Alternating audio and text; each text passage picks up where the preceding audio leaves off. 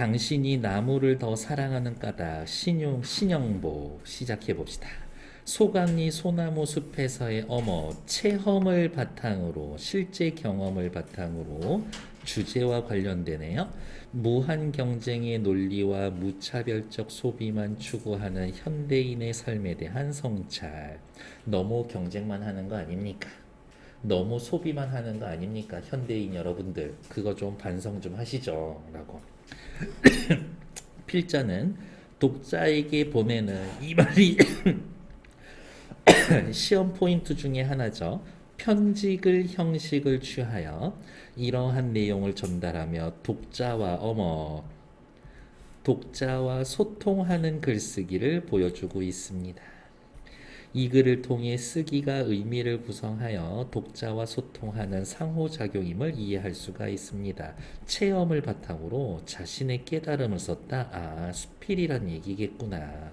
수필은 서정서사 교술극 갈래에서 교술갈래에 해당합니다.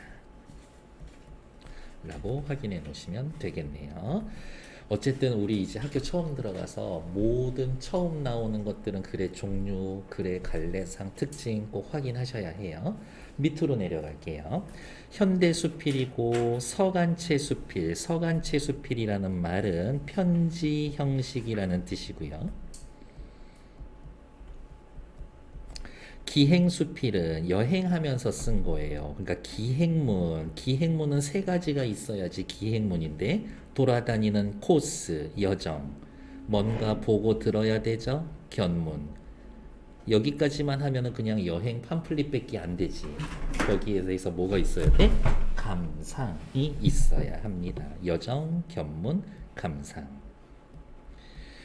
성격은 비판적입니다. 무엇을? 현대사회를. 사색적이에요. 깊이 생각합니다. 소강리 소나무 숲에 소나무를 보면서 또 다시 밑줄 긋게요. 당신에게 보내는 편지글 형식. 여기에서의 당신은 누구야? 이 글을 읽는 독자들 이야기를 하는 거죠. 요 정도면 이야기가 오고 가지는 않아도 대화체라고 합니다. 대화체 문장이다. 구체적인 체험을 바탕으로 현대인의 삶에 대한 성찰과 비판을 보여줍니다. 빨간색 체크. 이기적이고 소비적인 인간과 대조적인 소나무를 설정해서 교훈과 깨달음을 줍니다. 인간과는 달리 소나무는 엄청 좋은 면만 보여줄 건가 봐요.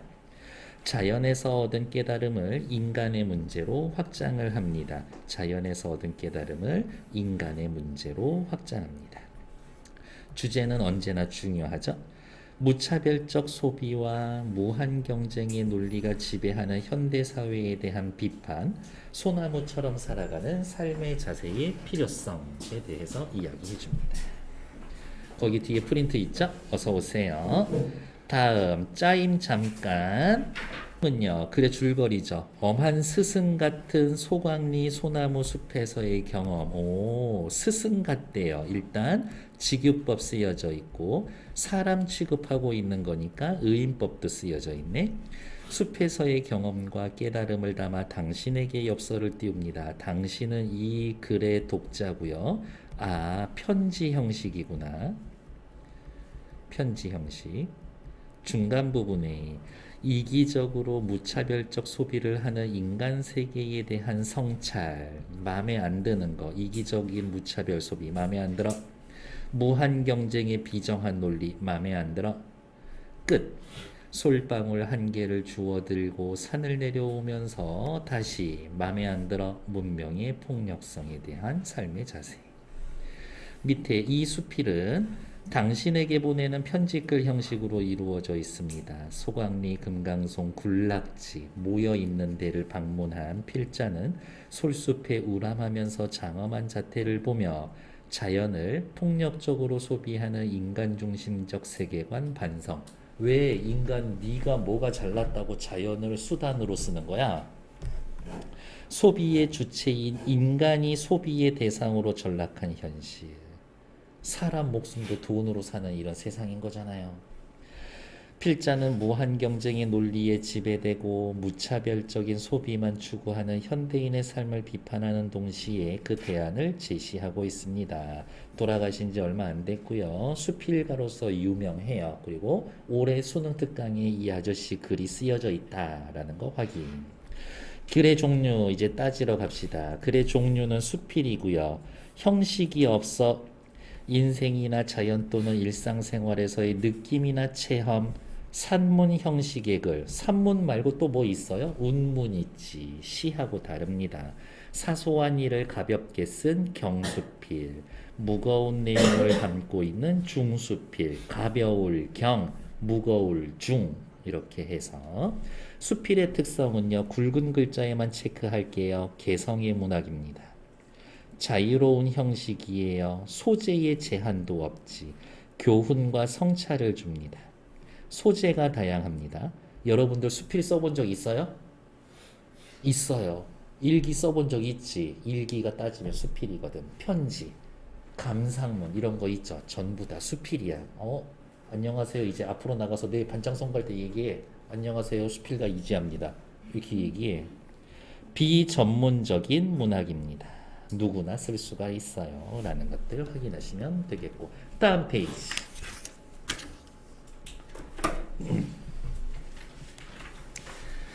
당신이 소나무 숲을, 당신이 나무를 더 사랑하는 까닭. 화면을 키워봅시다. 자, 왼쪽으로 넘어올게요.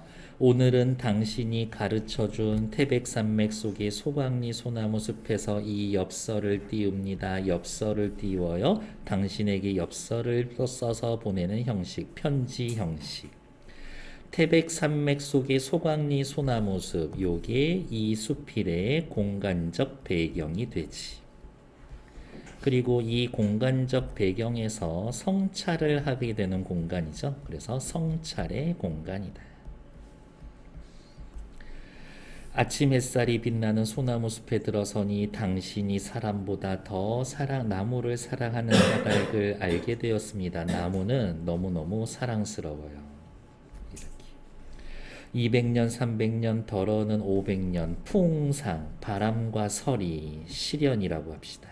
시련을 겪은 소나무들이 골짜기에 가득합니다. 아, 소나무들 모여져 있구나. 굴락지, 군락지. 그 긴 세월을 온전히 바위 옆에서 버텨온 것에 이르러서는 차라리 경이롭습니다. 그 세월을 오래 버티는 것은 경이로운 일입니다. 놀라운 일이에요. 이렇게. 그렇죠. 여러분들 500년 살 거예요? 500년 살면 너무 지겨울 것 같기도 한데 500년 살면 뭐 좋은 게 있으려나? 있겠지? 하여튼 오래 안 죽고 오래 살면 좋은 건데 제가 지금 자꾸 혼자서 중얼거리고 있죠? 바쁘게 뛰어다니는 우리들과는 달리 세모. 오직 신발 한 켤레의 토지에 서서 이처럼 우람할 수 있는 것은 충격적이고 경이로웠습니다. 우리들, 대조, 누구, 소나무. 그리고 여기 대조에다가 체크. 생각하면 소나무보다 훨씬 더 많은 것을 소비하면서도 그렇지. 기껏 해봐야 소나무가 소비하는 거는 공기 중에 공기랑 햇빛밖에 없어. 물 이런 거밖에 없지. 더 많은 걸 소비하면서도 무엇 하나 변변치 이루지 못하고 있는 나에게는 소나무 좋으니까 동그라미, 나는 별로니까 세모. 소강리의 솔숲은 마치 회초리를 들고 기다리는 엄한 스승 같았습니다. 솔숲을 엄한 스승에다가 뭐 하고 있어요? 비유하고 있지. 솔숲을 엄한 스승에다가 비유하고 있습니다. 의인법 쓰여져 있어요 라고 확인하면 되겠지. 회초리를 들다 뭔가를 가르쳐 주려고 한다. 밑으로 내려가죠. 어젯밤 별 한 개 쳐다볼 때마다 100원씩 내라 했던 당신의 말이 생각납니다. 무슨 말일까? 일단 체크는 좀 미리 해놓죠. 별 하나 볼 때마다 100원씩 내라. 오늘은 소나무 한 그루 만져볼 때마다 돈을 내야 되겠어요. 아, 글쓴이에게는 어때? 별 한 개 쳐다보는 그때 느꼈었던 감동이랑 소나무 한 그루 만져봤을 때 느꼈던 감동이 둘이 똑같은 거야. 똑같아. 같을 동. 자, 이렇게 써놓을게요. 같을 동. 사실 서울에서는 그보다 못한 것들을 그보다 비싼 값을 치르며 살아가고 있다라는 생각이 듭니다. 언젠가 경복궁 복원현 공사 현장에 가본 적이 있습니다. 끊고 글쓴이의 경험. 옛날에 있었던 일을 떠올리고 있는 거죠. 회상. 일제가 파괴하고 변형시킨 조선 정궁의 기본 궁제, 궁궐의 형태를 되찾는 일은 당연하다고 생각했습니다. 외놈들이 우리나라 임금님 살던 궁궐 망가뜨려 놨으면 제대로 회복시켜 놔야지. 그게 맞는 얘기죠. 그러나 막상 이곳 소강리 소나무 숲에 와서는 그러한 생각을 반성하게 됩니다. 그러한 생각에 해당되는 것 찾으세요라고 하면 여기지. 일제가 파괴하고 변형시킨 요것을 되찾는 일은 당연하다. 경복궁의 복원에 소요되는 나무가 원목으로 200만 재, 어마어마하네. 11톤 트럭으로 500여 대라고 하는 엄청난 양이라고 합니다. 일단 나무의 양이 막대했습니다. 자연을 고려하지 않았습니다. 니들 인간 니들이 뭔데 니들 사는 집 고친다고 나무를 그렇게 많이 베해? 이런 얘기를 하고 싶은 거지. 소나무가 없어져 가고 있는 지금에 와서도 기어이 소나무로 복원한다라는 것이 무리한 고집이라고 생각됩니다. 아, 그래서 진짜 기둥으로 쓸 수 있을 만한 정말 큰 나무 있지. 그거 자를 때는 사람들이 그 나무 앞에 가가지고 어명이요 라고 이야기하면서 나무 자르고 그랬었어. 이렇게. 임금님 명령이니까 좀 받아줘 소나무? 뭐 이런 식으로. 소나무가 수많은 소나무들이 베어져 눕혀진 광경이라니 감히 상상할 수가 없습니다. 어때? 소나무들이 베어져 눕혀진 광경, 글쓴이에게는 부정적이지. 그것은 이를테면 고난에 찬 몇백만 년의 세월을 잘라내는 거나 마찬가지입니다. 아, 글쓴이는 생각합니다. 무엇을? 소나무를 베는 것은 몇백만 년의 세월을 잘라내는 것이다. 역시 저는 부정적이라고 해놨고 밑에는 비판적이라고 나와 있죠. 우리가 생각 없이 잘라내고 있는 것이 생각 없이 잘라낸다. 왜 잘라내는가? 뭐 사람이 쓰고 싶을 때 자르면은 어때? 인간 중심적. 이러한 인간 중심적인 생각을 하는 것이 어찌 소나무만이겠습니까? 소나무 말고 다른 것들도 있겠죠. 알면서 물어보고 있죠. 알면서 물어본다. 무슨 법? 서리법. 없어도 되는 물건을 만들기 위하여 없어서는 안 될 것들을 마구 잘라내는가 하면 없어도 되는 물건, 누구를 위한 물건? 인간을 위한 물건. 없어서는 안 될 것들, 누구? 나무를 포함한 기타 등등 자연. 아예 사람을 잘라내는 일마저 서슴지 않는 것이 우리의 현실입니다. 우리의 현실, 현대 사회에 대해서 어떻게 비판적. 사람을 도구화하는 것이. 우리가 살고 있는 이 지구 위의 유일한 생산자는 식물이라던 당신의 말이 생각납니다. 그렇지. 인간은 뭐 생산해내는 게 있나? 없어. 그냥 지들이 힘써서 나무가 생산해 놓은 것 갖다 쓰는 거지.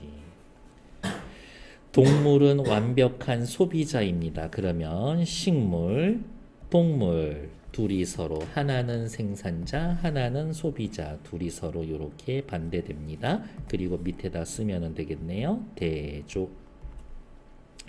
그 중에서도 최대의 소비자는 바로 사람입니다. 아, 인간들 마음에 안 들어. 사람 세모.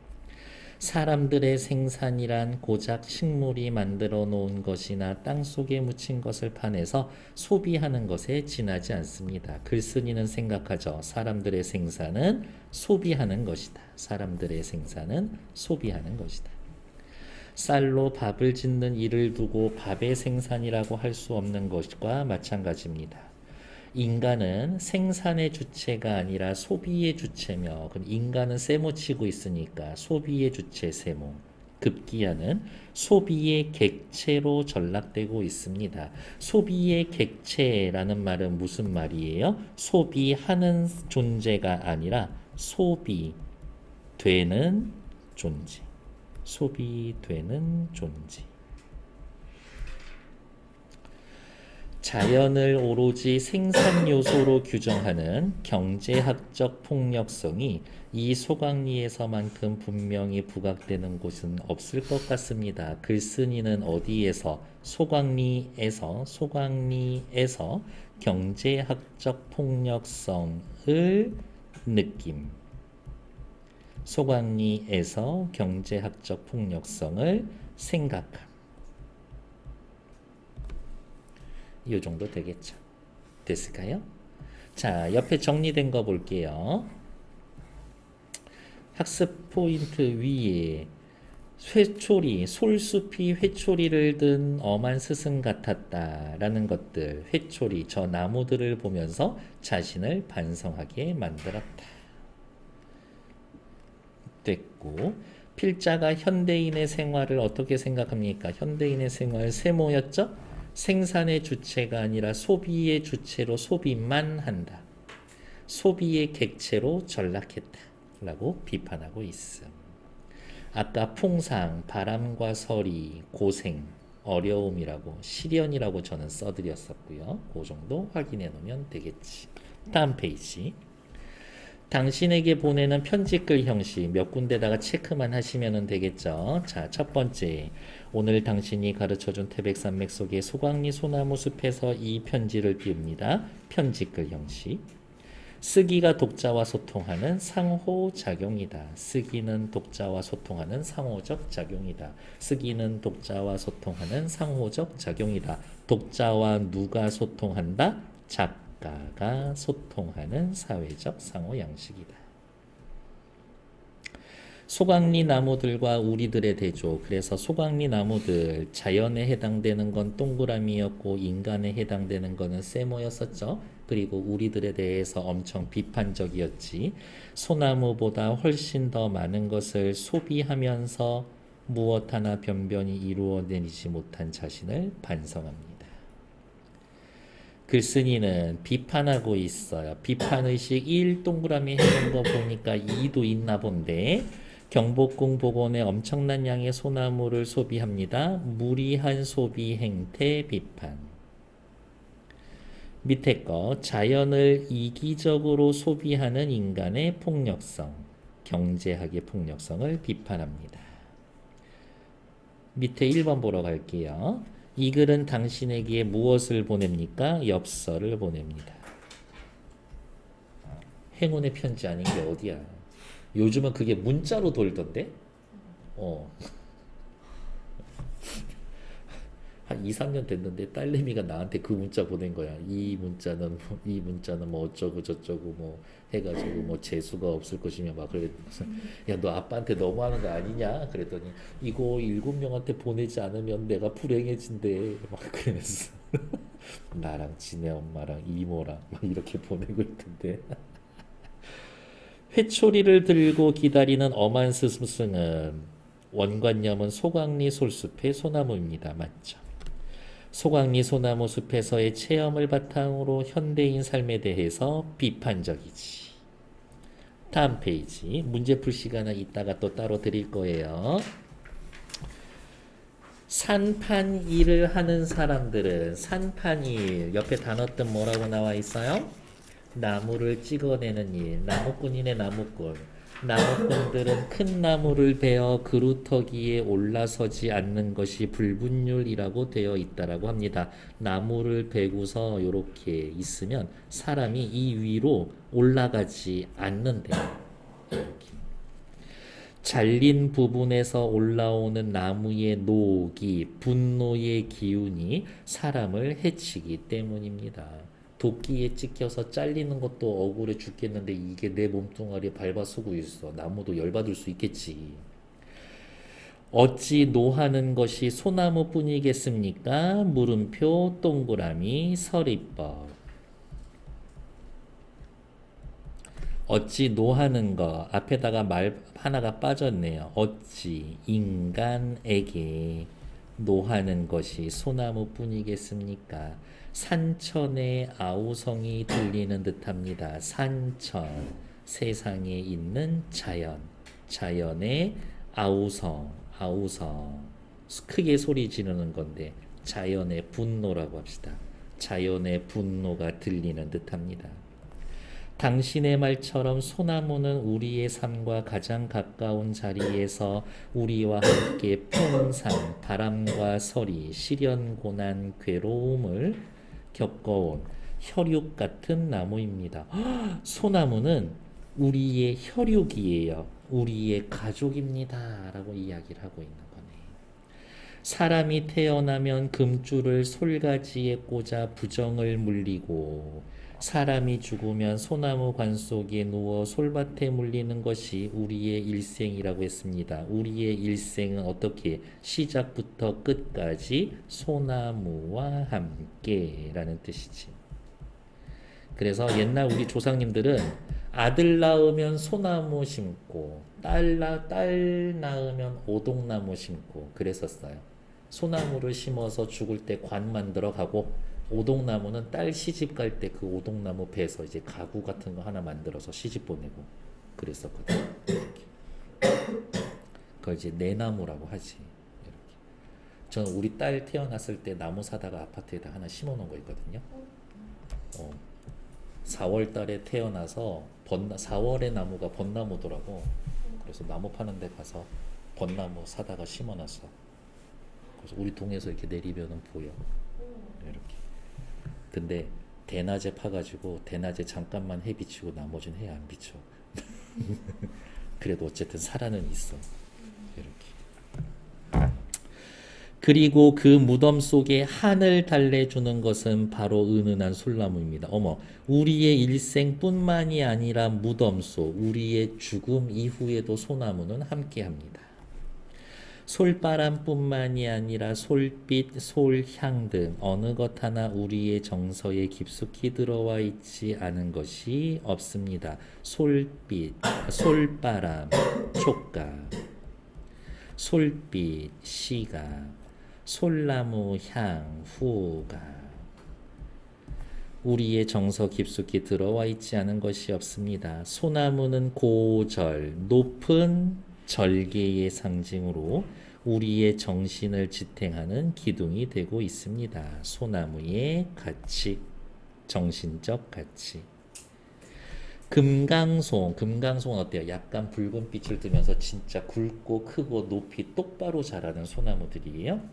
굳은 동치에서 뿐만이 아니라 암석에 굳고 뒤틀린 나무에서도 지조를 읽어낼 줄 압니다. 소나무는 고절, 고든 지조.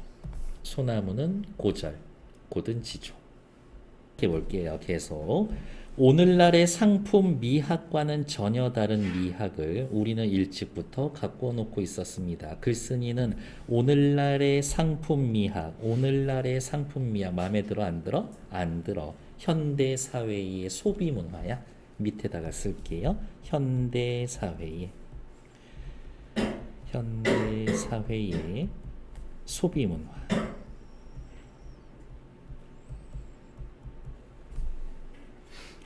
나는 문득 당신이 진정 사랑하는 것이 소나무가 아니라 소나무 같은 사람이라는 생각이 들었습니다. 소나무 같은 사람, 이제 또 같은 색깔로 묶을 거예요. 소나무 같은 사람. 메마른 땅을 지키고 있는 수많은 사람들.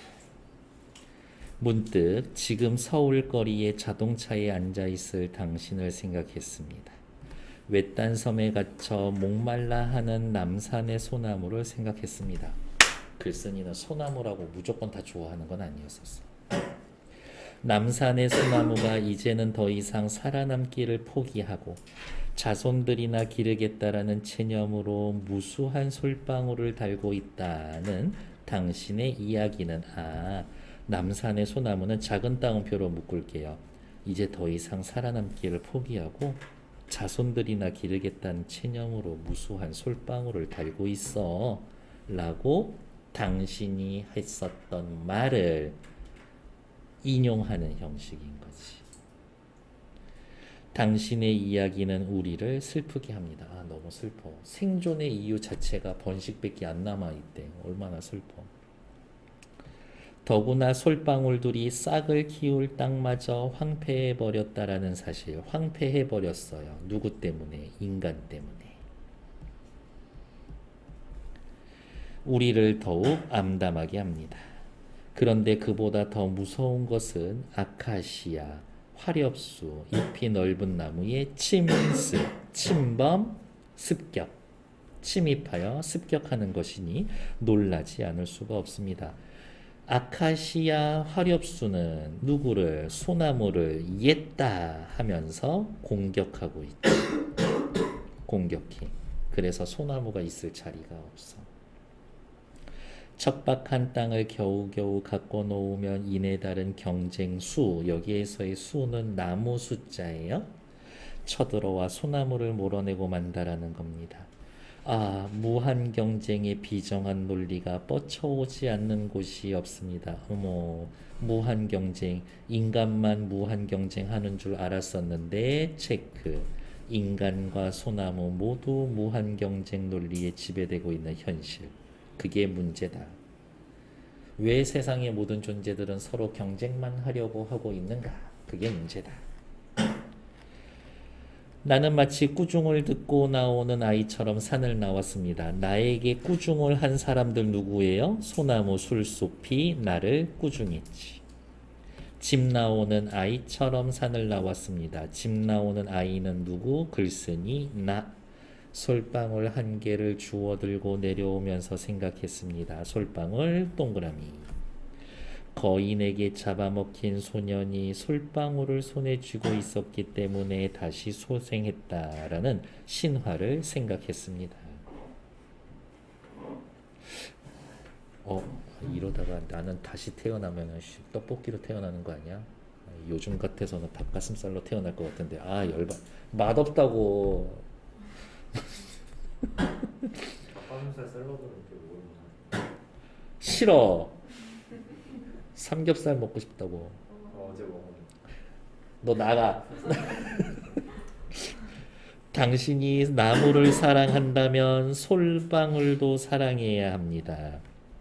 당신에게 솔방울을 척박한 환경에서도 소생할 수 있는 저력과 희망으로 봐야 함을 권고합니다. 색깔 칠할게요. 솔방울. 척박한 환경에서도 소생할 수 있는 저력과 희망. 힘들어요. 무한 경쟁 별로죠. 하지만 당신은 그것을 이겨낼 수 있답니다. 솔방울처럼. 무수한 솔방울의 끈질긴 저력을 신뢰해야 합니다. 끈질긴 저력. 언젠가 붓글씨로 써드렸었던 글귀를 엽서 끝에 적습니다. 처음으로 쇠가 만들어졌을 때 세상의 모든 나무들은 두려움에 떨었다. 그렇죠. 그러나 어느 생각 깊은 나무가 말했습니다. 뭐라고? 두려워할 것 없다. 우리가 자루가 되어주지 않는 한 쇠는 결코 우리를 해칠 수 없는 것이다. 폭력성을 해소하기 위해 우리가 지녀야 하는 자세, 당당한 자세. 다른 말로 이야기하면 폭력성을 해소하기 우리가 지녀야 하는 자세, 당당한 사회. 부조리함, 폭력성이 저항하는 자세. 그게 필요하다라는 거죠. 옆에 요 말뜻이 이제 풀이가 되어 있죠. 체크하러 갈게요. 어디? 요쪽 48쪽의 오른쪽. 우리가 자루가 되어주지 않는 한 쇠는 결코 우리를 해칠 수가 없다. 나무는 인간, 쇠는 폭력을 상징합니다. 문명의 폭력은 인간에 의한 것이므로 인간이 자루, 즉 도구가 되어주지 않으면 폭력으로 인간을 해칠 수가 없다. 우리 스스로가 도구가 되지 않는 게 중요하다. 폭력에 저항하는 자세가 필요하다. 이거겠네요.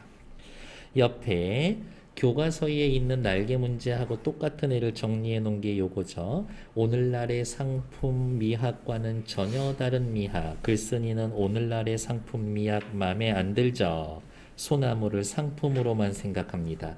하지만 우리 조상님들은 일찍부터 갖고 온 전혀 다른 미학, 전통적인 것. 소나무에 대한 전통 뭐야? 지조의 가치를 읽어낸다. 필자의 비판의식. 필자는 무엇을 비판합니까? 앞에 필자의 비판의식 1번 뭐였었지? 현대사회의 소비 행태에 대해 비판이었죠? 두 번째는 뭐에 대해 비판합니까? 문명의 폭력과 무한 경쟁의 논리가 지배하는 현실. 여러분들 잘 이겨내서 견뎌내고 승리자가 되시길 바랍니다. 이런 건 사실은 뭐 이렇게 이 글쓴이 입장에서 봤을 때는 좋은 조언은 아닐 수 있어요. 이렇게 소나무 같은 사람, 비유적인 표현이니까 뜻 외워놔야죠. 현대 문명 속에 문명의 폭력을 묵묵히 견디는 사람. 솔방울은 소생의 저력과 희망, 다시 살아날 수 있음. 요거 여러 번 나오니까 한 번쯤은 빨간색으로 체크합시다. 나무는 인간, 쇠는 폭력. 인간은 폭력에 저항하지 않는다. 자루는 폭력을 가하는 데 필요한 도구. 도구가 되지 않으면 된다. 밑에 1번 보러 갈게요. 필자는 우리가 태어나서 죽은 이후까지 소나무와 긴밀한 관계를 맺고 있다. 그렇죠. 소강리 소나무들은 비정한 경쟁 상황에 몰려있다. 경쟁 상황에 몰려인 건 남산의 소나무죠. 소생의 저력과 희망을 상징하는 건 솔방울. 넘어가기 전에 2번 문제는 같이 풀러갈게요. 윤선도 아저씨가 이야기했습니다. 오우가 5 친구에 관련된 노래. 윤선도한테 5명의 친구는 누구 있어요? 영식이, 철수, 민식이 이렇게야? 아니에요. 수석, 송죽월이라고 해서 수, 석, 송, 죽, 월, 달 이렇게 5개의 자연물을 친구로 여기고 있습니다. 여기 소나무 있네. 자, 윤선도는 소나무를 보면서 이렇게 얘기합니다. 더우면은 꽃이 피고 추우면 잎이 지는데 앞에 말이 빠져 있죠. 다른 식물은 더우면 꽃 피고 추우면 잎이 지는데 소나무야 라고 해서 부르고 있죠. 의인화 쓰여져 있고요.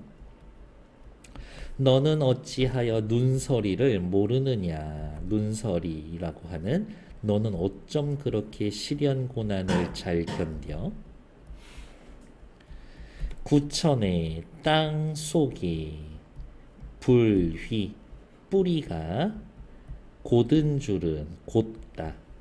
곧은 줄 똑바로 자라는 거는 내가 이렇게 글로 해야 아노라 알 것이다. 됐나요? 소나무의 무엇에 대해서 예찬하고 있어? 시련을 이겨내는 것. 똑바로 자라는 것. 그것을 예찬하고 있는 거지.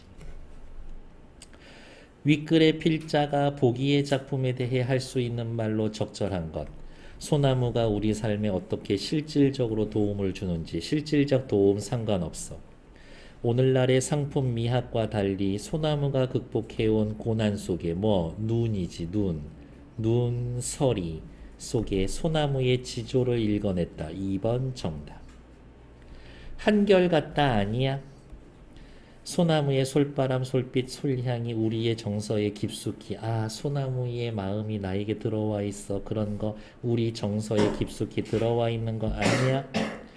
무한 경쟁의 논리가 지배하는 현실 속에서 경쟁자를 이기기 위해 필요한 자세 다 때려 죽여야 한다. 그런 거야? 아니죠. 그래서 정답은 2번. 됐을까? 다음 페이지 넘어갈게요. 당신이 나무를 더 사랑한 까닭에 글 필자가 글의 의미를 어떻게 구성하여서 빨간색 밑줄 독자와 소통하는지. 우람한 소나무를 보고 자신을 반성했고요. 경복궁 복원 현장을 가서 보면서 자연에 가하는 폭력, 나무를 저렇게 많이 베어내다니.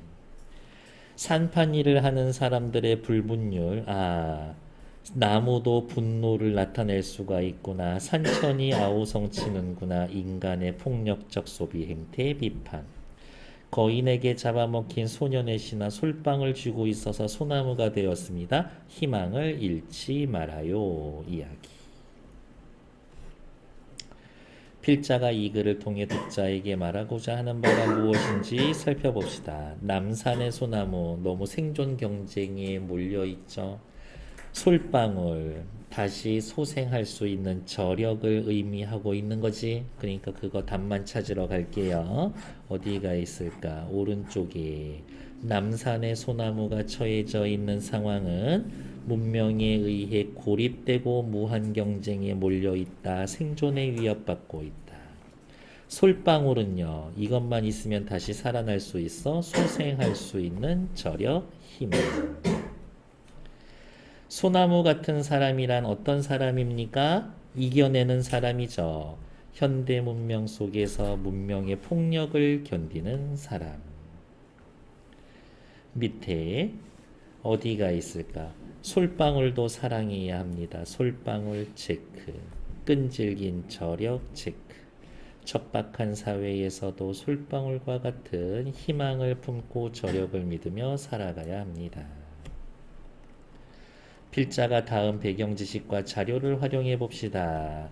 소강리 나무에는 200~300년, 500년 있습니다. 소나무는 오랫동안 풍상을 겪어옵니다. 적어도 200년, 300년 동안. 됐고, 다음 페이지.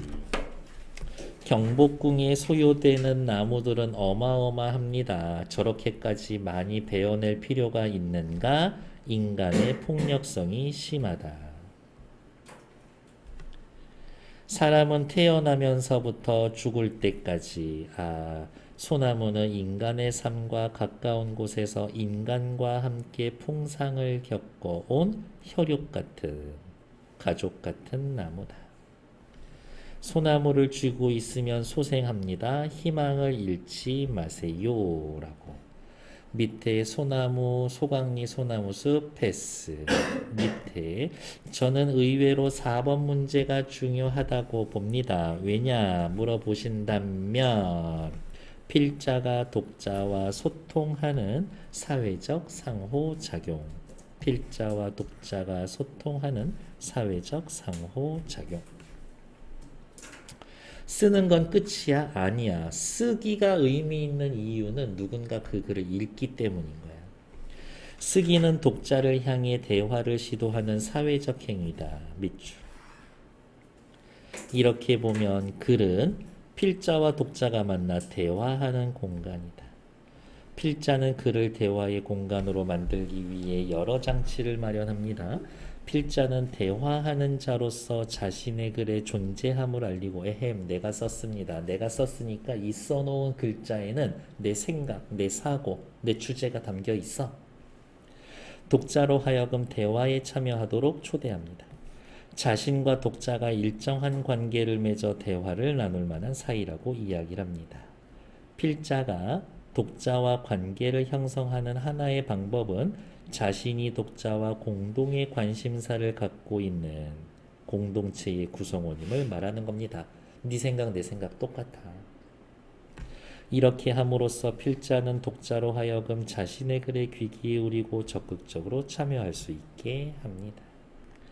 그러니까 이 글에 나타나 있는 당신은 이 글의 독자, 가까운 사람일 수도 있지만 불특정한 많은 사람들, 즉 필자가 말을 건네고 싶어 하는 현대 문명 속에 살아가는 사람들, 현대인. 폭력에 노출되어 무한 경쟁에 노출되어 있는 현대인.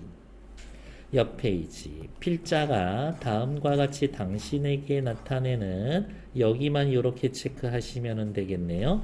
엽서 형식을 썼는데 왜 엽서 형식입니까? 밑으로 와서 독자를 당신이라고 지칭해서 관계를 형성한다.